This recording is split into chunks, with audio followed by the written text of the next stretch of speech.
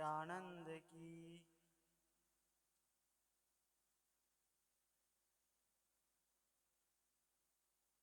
मंचासीन संत गुरुजन, मुद मंगलमय संत समाज, सत्संग प्रेमी सज्जनों, माता बहनों एवं नन्हे मुन्ने बच्चों, संचालक साहब का मेरे लिए निर्देश है, कुछ देर आप लोगों के बीच निवेदन प्रस्तुत है।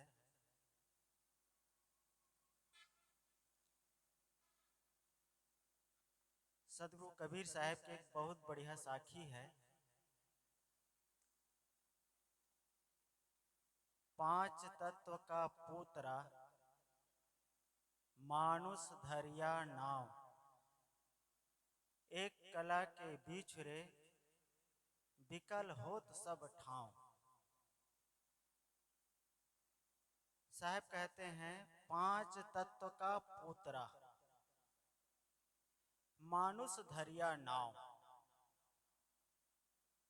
5 तत्व का यह शरीर बना हुआ है। 5 तत्वों से मिल करके यह शरीर बना है, जिसका नाम साहब कहते हैं मनुष्य रखा है। एक कला के बिछुरे बिकल होत सब ठाव।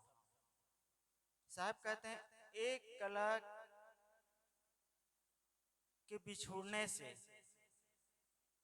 एक कला के ज्ञान न होने से बिकल होत सब ठाव। बिकल ने दुख, कष्ट, पीड़ा। उस एक कला को न जानने की वजह से मनुष्य हमेशा दुखी रहता है या अशांत रहता है।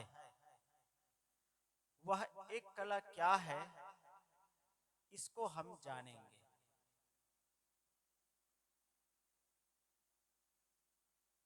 5 तत्व का पुत्रा, यह जो मनुष्य शरीर बना है, यह 5 तत्वों से मिलकर के बना है। क्षितिजल पावक गगन समीरा, पंच रचित यह अधम सविरा। गोस्वामी जी ने कहा है, वह भी कहते हैं क्षितिजल पावक गगन समीरा, पंच रचित यह अधम शरीरा। कबीर साहब कहते हैं 5 तत्व का पुत्रा मानुष धरिया नाव। ये जो शरीर बना हुआ है, जिस शरीर को लेकर के हम लोग बैठे हुए हैं, यह 5 तत्व से बना है। इसका नाम मनुष्य रखा। मैं ये पूछना चाहता हूं कि क्या मनुष्य का शरीर ही केवल 5 तत्व से बना है और अन्य जानवर या अन्य जो खाने के जीवधारी है, उसका शरीर 5 तत्व से नहीं बना है? केवल मनुष्य का शरीर ही 5 तत्व से बना है। जितने भी इस धरती में, इस पृथ्वी में जितने भी जीवधारी है, जितने भी प्राणी हैं जो शरीर धारण किए हैं, चाहे वह मनुष्य हो और चींटी से हाथी तक का हो, सबके शरीर में वह 5 तत्व लगा हुआ है जो मनुष्य के शरीर में लगा हुआ है। किसी भी जीवधारी का शरीर 2 तत्व से, 3 तत्व से नहीं बन सकता है। जब भी बनेगा तो 5 तत्व से ही बनेगा।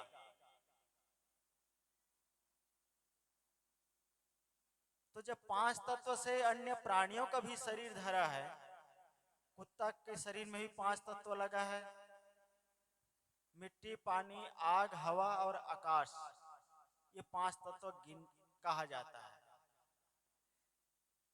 तो कुत्ता के शरीर में भी 5 तत्व है, बिल्ली के भी शरीर में, हाथी के भी शरीर में 5 तत्व लगा है, और ये मनुष्य शरीर में भी 5 तत्व लगा है, मिट्टी, पानी, आग, हवा और आकाश। फिर ये मनुष्य, फिर ये हम ही लोगों को मनुष्य क्यों कहा? शरीर बढ़ने की जो प्रक्रिया है, शरीर जो निर्माण होता है, तो कोई भी जीवधारी हो, पांच तत्व ही से ही निर्माण होगा। तो पांच तत्व का पुत्र, तो पांच तत्व तो सभी जीवधारियों का है, लेकिन केवल हम ही लोगों को, ये मनुष्य को ही मनुष्य क्यों कहा?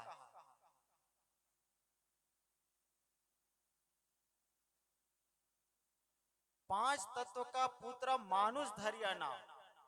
कुत्ता बिल्ली हाथी जिसे कहते हैं उसे तो मनुष्य नहीं कहते हैं। और शरीर, शरीर उसके भी वही है, मिट्टी पानी आग हवा और आकाश, उसके भी पांच तत्व है। और मनुष्य शरीर में जो मनुष्य शरीर कहते हैं उसके, उसमें भी पांच तत्व है। शरीर के हिसाब से दोनों का शरीर या जितने जीवधारी है इस पृथ्वी तल पर, सभी का शरीर पांच तत्वों से ही बना है। लेकिन इस मनुष्य को मनुष्य कहने के पीछे एक राज है। और राज क्या है? साहब कहते एक कला के बिछुड़े, वो एक कला है ना, वो मनुष्य शरीर में ही उपलब्ध है। घोड़ा हाथी बिल्ली में नहीं है। मनुष्य से भी बढ़ करके बड़े बड़े जीवधारी है। हाथी का शरीर देखो कितना बड़ा होता है, और कहा जाता है हाथी से भी कई गुना बड़ा मछली होती है, कहते हैं हाथी से भी बड़ा।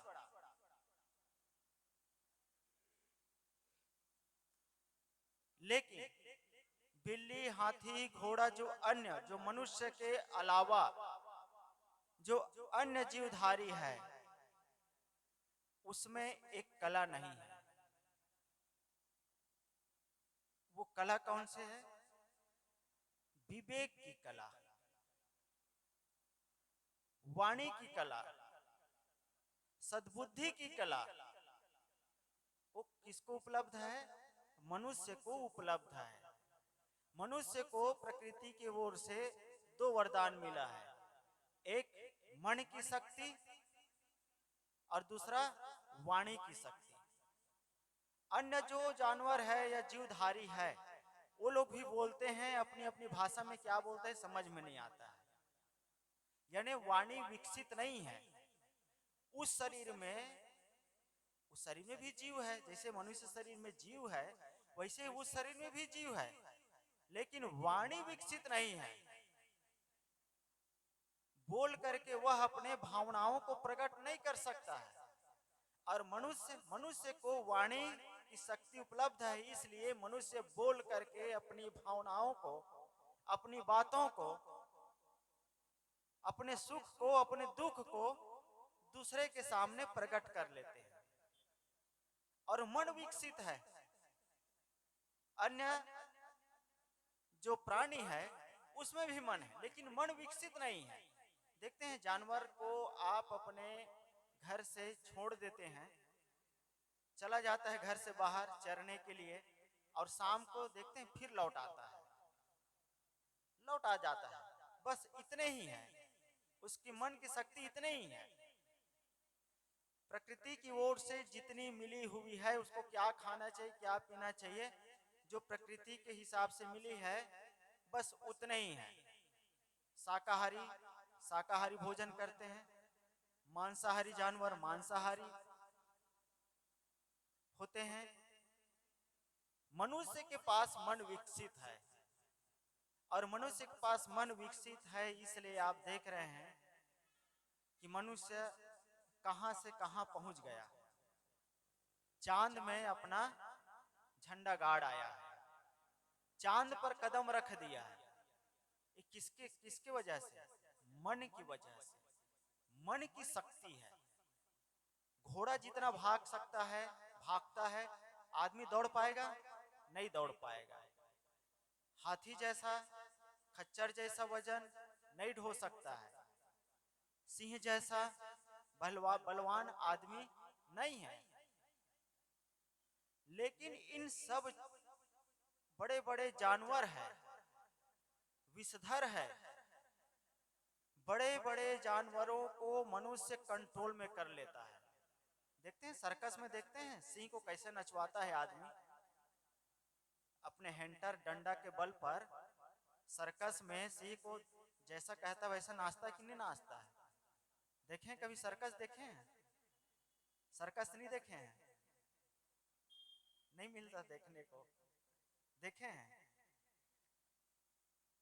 सिंह को आदमी पकड़ करके अपने कंट्रोल में रखता है और जैसा कहता है वैसा करता है। हाथियों से फुटबॉल खिलवाता है, हाथी से रिक्शा चलवाता है।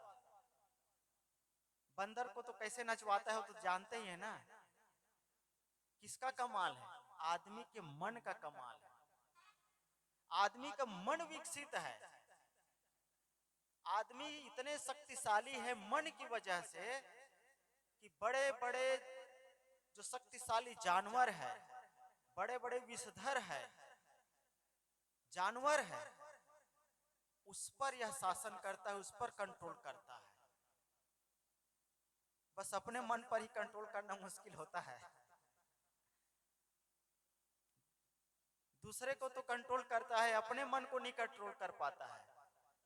अब अपने मन को ही कंट्रोल नहीं कर पाता है, इसलिए आज सभी जगह सब दुराचार बढ़ता जा रहा है। घूसखोरी, कामचोरी, मुफ्तखोरी, आत्महत्या, मिलावटबाजी सब बढ़ता जा रहा है, सब बढ़ता जा रहा है। क्यों? क्योंकि मन पर कंट्रोल नहीं है ना। लोभ है, लोभ है तो मिलावट करेंगे। आदमी चाहे जिए चाहे मरे। अभी हमारे साथी लोग व्हाट्सएप में दिखा रहे थे, भारत में मिलता है तरबूज, आता है इधर भी मिलता होगा तरबूज, जो लाल कलर, जो जब तोड़ते हैं तो लाल कलर का होता है ना तरबूज। इधर क्या कहते हैं पता नहीं। लौकी है, कुमड़ा है, ये सब कैसे तैयार करते हैं? इंजेक्शन से तैयार करते हैं। छोटे से बतिया रहती है लौकी, इंजेक्शन लगाते हैं, कल 2 फीट की लौकी हो जाती है। तरबूज होता है, इंजेक्शन लगाते हैं। लाल कलर लाने के लिए अलग इंजेक्शन लगता है और उसमें मीठापन लाने के लिए अलग इंजेक्शन लगता है। इंजेक्शन लगा देते हैं, जैसे आदमी को इंजेक्शन लगाते हैं ना, वैसे फल फूल को इंजेक्शन लगाने लगे हैं। और इंजेक्शन लगाने से तैयार मीठा भी लगता है, लाल कलर भी आ जाता है, लेकिन परिणाम भयानक है। इसके पीछे आदमी का किडनी फेल हो रहा है, कैंसर बढ़ रहा है, हार्ट अटैक के मरीज बढ़ते जा रहे हैं। लेकिन आदमी को केवल पैसा चाहिए, पैसा, चाहे जैसे आए पैसा चाहिए। सबसे बड़े रुपया कैसे कहते हैं? सबसे बड़े रुपया दादा ना भैया, सबसे बड़े रुपया हो गए। हमारे गुरुदेव जी कहा करते हैं कि पैसा भगवान तो नहीं है, पैसा तो भगवान नहीं है, ये बात सही है। पैसा भगवान नहीं है, लेकिन मां कसम पैसा भगवान से भी कम नहीं है। पैसा है तो सब है। बहुत बनते हैं रिश्ते, जब पैसे पास होते हैं टूट जाते हैं गरीबी में रिश्ते जो खास होते हैं। जब आदमी के पास पैसा रहता है ना तो बहुत से यार दोस्त मित्र सखी सहेली बहुत आपके आगे पीछे घूमेंगे। और जिस दिन पैसा नहीं होगा, जिस दिन आदमी गरीब हो जाता है कोई कारणवश जैसे भी हो, जब आदमी सड़क में आ जाता है तो उसको फिर कोई पूछता नहीं है, उसको फिर कोई पूछता नहीं है। इसलिए बड़े बुजुर्ग लोग भी अपने पास पैसा रखे, सब पैसा कौड़ी और जमीन जायदाद बच्चों के नाम पे मत रख दीजिए, कुछ अपने पास भी रखे, समय समय से दान दक्षिणा करते रहें। कहीं जाना चाहे सत्संग में तो जा सके आ सके। और बेटे के भरोसे रहेंगे ना, सब बेटे के नाम में कर दिए रुपये पैसे प्रॉपर्टी, फिर अब आपको कहीं जाना है, संतों के दर्शन के लिए जाना है, सत्संग में जाना है, फिर मिलने वाला नहीं है पैसा। अरे कहाँ जाओगे? फिर यहीं रहो घर में। फिर आप चाह करके भी संतों के दर्शन नहीं कर पाएंगे, चाह करके भी सत्संग में नहीं जा पाएंगे। इसलिए पैसा रखो, पैसे की बड़ी कीमत है। और पैसा है, इसीलिए कहावत है कि पैसा है तो सब कुछ है। हालांकि पैसा है तो सब कुछ नहीं है। आदमी से बढ़कर के दुनिया में कोई चीज नहीं है। सबसे बड़ा आदमी है। तो आदमी का मन कंट्रोल से बाहर है। अब इसीलिए ये सारी चीजें दुनिया में, घूसखोरी, चोरी, व्यभिचार, हत्या, ये सारी चीजें बढ़ती जा रही है। क्यों? क्योंकि आदमी बाहर का दुख तो सह लेता है, शरीर का दुख सह लेता है, मन का दुख सहना बड़ा मुश्किल होता है। मन का दुख नहीं सहा जाता है। और शरीर का दुख तो किसी को बताया भी जा सकता है, मित्र को बता सकते हैं, डॉक्टर के पास जाके बता लेते हैं, इलाज कर हो जाता है। और मन का दुख इतना होता है, मन का रोग इतना भयानक होता है कि किसी को बताते भी नहीं बनता है। और इसीलिए आदमी मन के दुख से या मन के रोग से ज्यादा पीड़ित होता है, शरीर के रोग से ज्यादा पीड़ित नहीं होता है, मन के रोग से ज्यादा पीड़ित होता है। और शरीर के रोग का इलाज तो है, मन के रोग का इलाज नहीं है। शरीर के रोग के इलाज के लिए डॉक्टर, वैद्य, चिकित्सक बड़े बड़े हैं, सब सर्जन। और मन के रोग का कोई है डॉक्टर? जो मन में हमारा मानसिक रोग जो लगा हुआ है, किसी डॉक्टर के पास जाए और उसका चिकित्सा कर दे? किसी डॉक्टर के पास नहीं है। किसी सरकार के पास है मन का रोग का इलाज? सरकार बड़े बड़े हॉस्पिटल तो खोल सकती है, लेकिन मन के रोग का इलाज उनके पास भी नहीं है। मन के रोग का इलाज केवल संतों के पास है।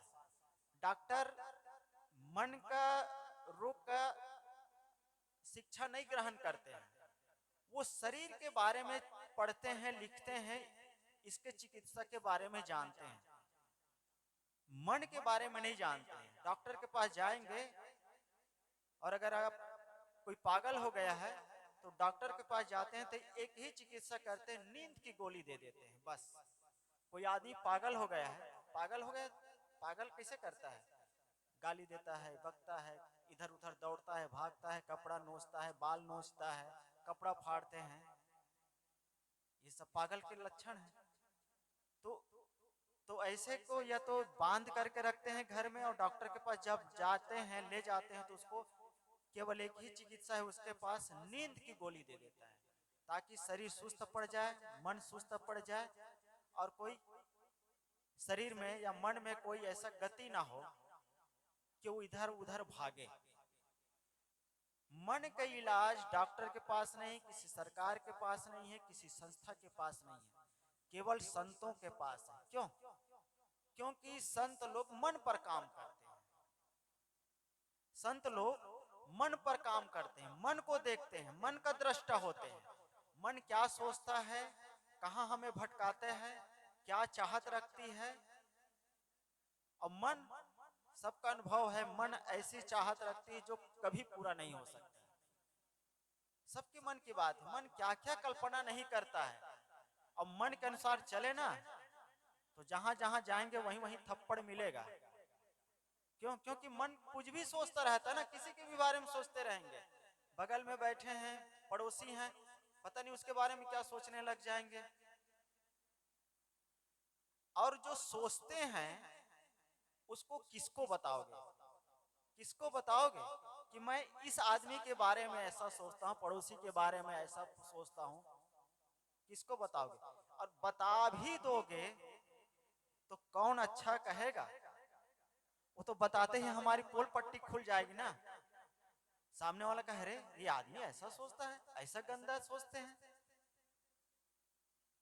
तो मन का रोग ऐसा है कि किसी को बताते भी नहीं बनता है। अब बता भी दोगे तो चिकित्सा नहीं है, उसका इलाज नहीं है। ये संत लोगों के पास इलाज है, क्योंकि संत लोग ये अपने मन और इंद्रियों पर ही काम करते हैं। मन और इंद्रियों को ही शोधने में लगा होता है और ये मन और इंद्री ही हमें भटकाती है। इंद्रियां हैं, सारी इंद्रियां मनुष्य की बाहर खुलती हैं। आंख है, नाक है, मुंह है, इंद्रियां हैं, बाहर देखती है, बहिर्मुख है, बाहर खुलती है, बाहर की चीजों को ग्रहण करती है, बाहर के वातावरण से जल्दी मिल जाता है। आंखें देखती ही सोचना शुरू हो जाता है, कान सुनते हैं उसके बारे में सोचना शुरू हो जाता है। तो ये इंद्रियां हमें बहिर्मुख बनाती है और मन इन इंद्रियों का राजा है। मन जैसे सोचता है इंद्रियां चलने लगती है,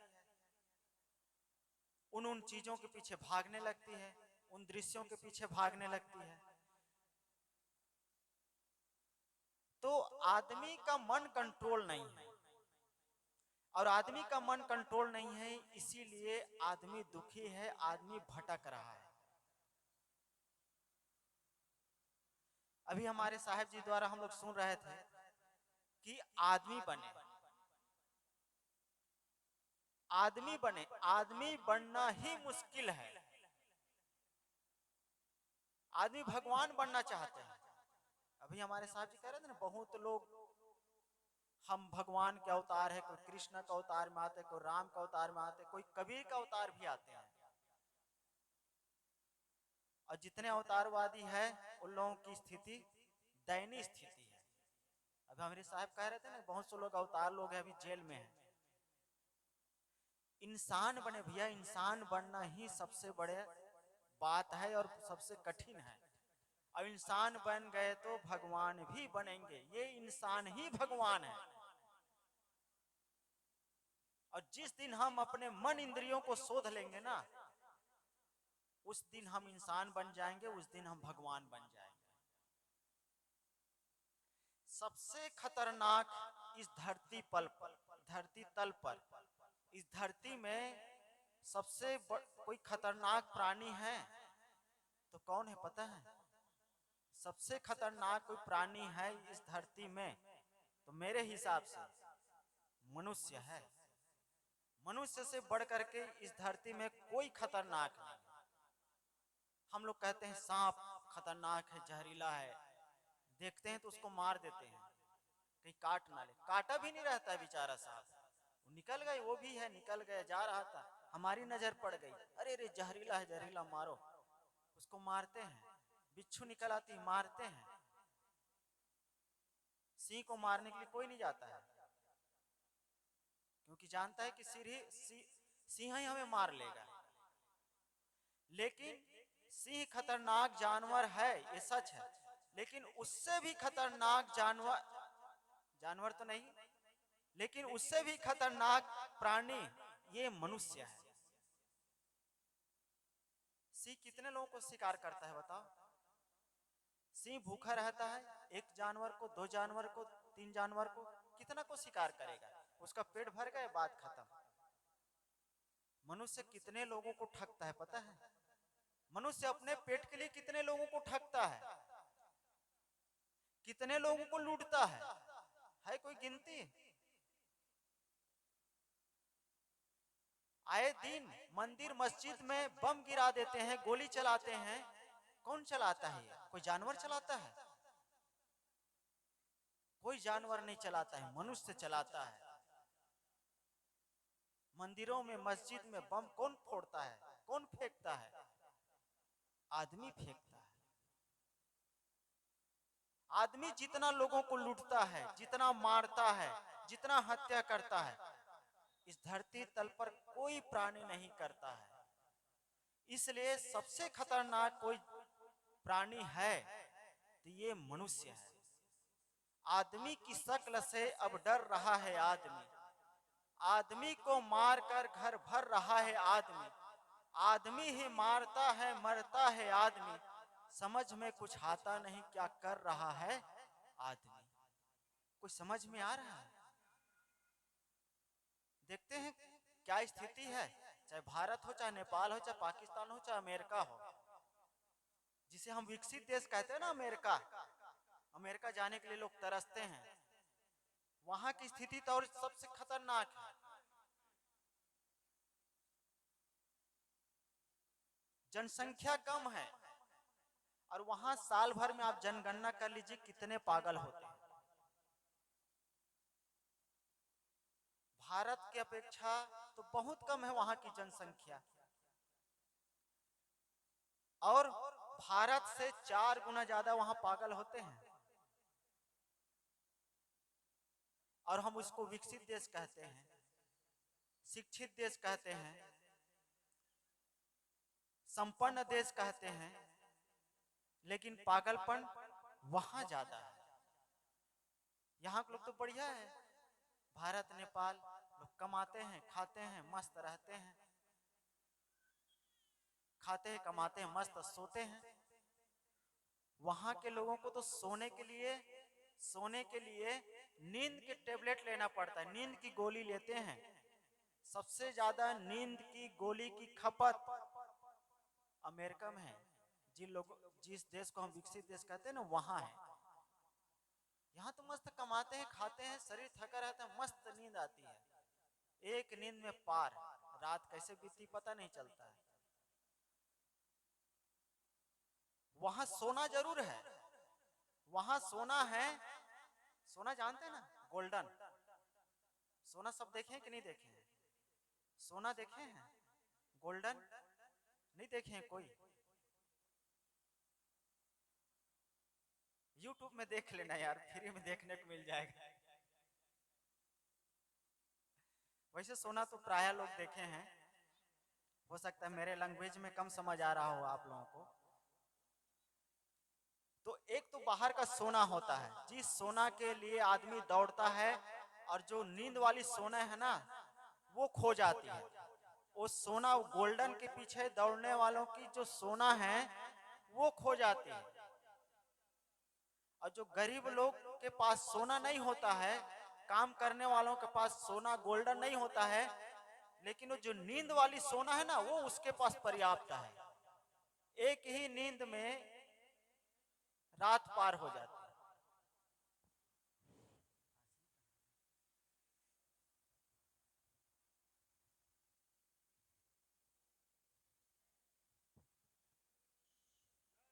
बोलिए सदगुरु देव की जय, सदगुरु देव की जय।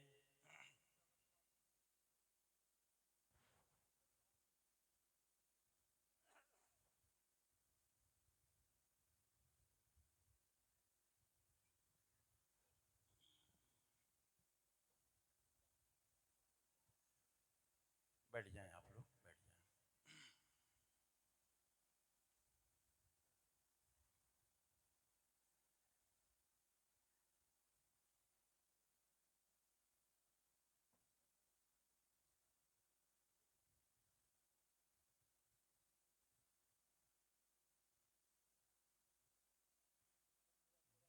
पूरा कर लीजिए।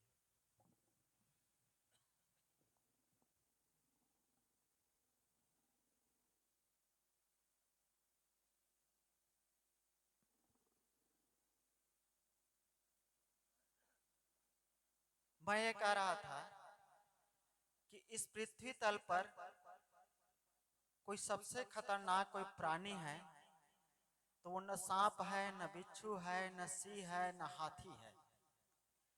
इससे भी खतरनाक प्राणी मनुष्य है। कहा जाता है एक हॉस्पिटल में एक आदमी एडमिट था,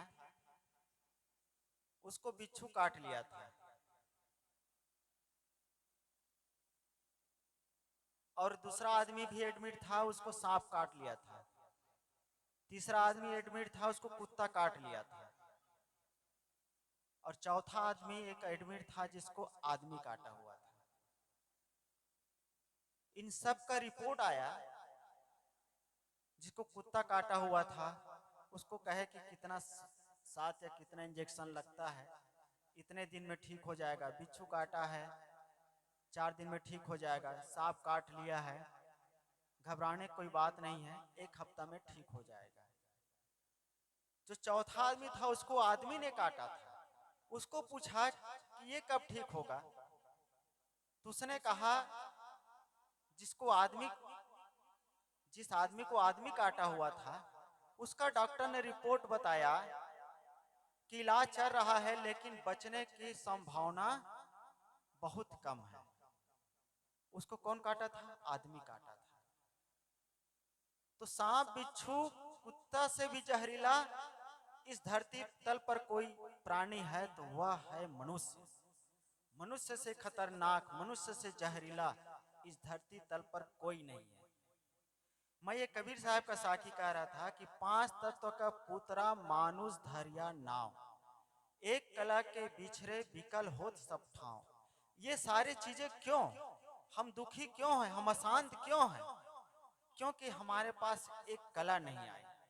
दुनिया की तो सारी चीजें सीख लिए, लेकिन जो एक कला है, जो विवेक की कला है, सद्बुद्धि की कला है, परिवार में, समाज में कैसे हमें जीना है, इसकी कला नहीं आई।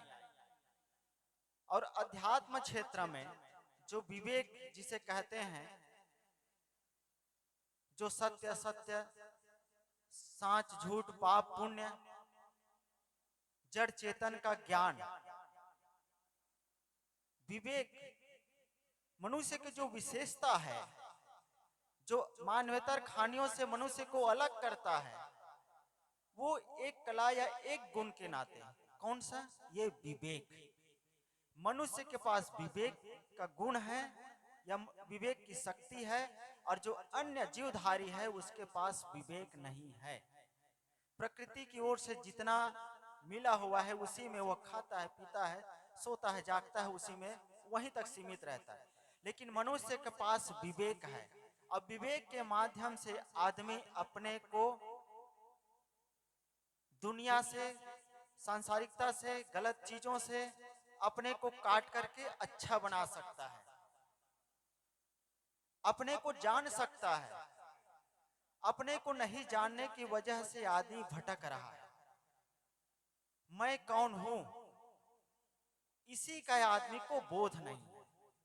दुनिया की सारी चीजों को जानता है, दुनिया की सारी कलाओं को जानता है, लेकिन जो एक कला है जिसको जानना चाहिए कि मैं कौन हूं, उसको नहीं जानता है। और उसको जानेंगे कब? जब विवेक जागृत होगा तब। विवेक के माध्यम से जानेंगे। आदमी अपने को शरीर मानता है। शरीर में रहने वाला जो चेतन है, जो बोल रहा है, जो देख रहा है, जो सुन रहा है, उसको नहीं जान पाता है। उस शरीर तक ही सीमित रह जाता है। शरीर से अपने को विवेक के माध्यम से अलग करना पड़ेगा। अब एकदम स्पष्ट है, शरीर तो यहीं रह जाता है, शरीर यहीं रह जाता है, लेकिन इसमें जो बोलने वाला है वह इस शरीर से अलग है। जैसे गाड़ी और गाड़ी का ड्राइवर दोनों अलग है। गाड़ी में जब गाड़ी का ड्राइवर रहता है तभी गाड़ी आगे बढ़ती है। वैसे ही शरीर में जब तक ये जीव है तब तक ये बोल रहा है, देख रहा है, सुन रहा है। मैं हूं, नहीं हूं, किसकी सत्ता से कहता है? ये चेतन की सत्ता है, ये आत्मा की सत्ता है, जीव की सत्ता है। इसी सत्ता को हमें जानना है, और इसी सत्ता को जानने के लिए ही ये सत्संग की जरूरत है, गुरुजनों की जरूरत है।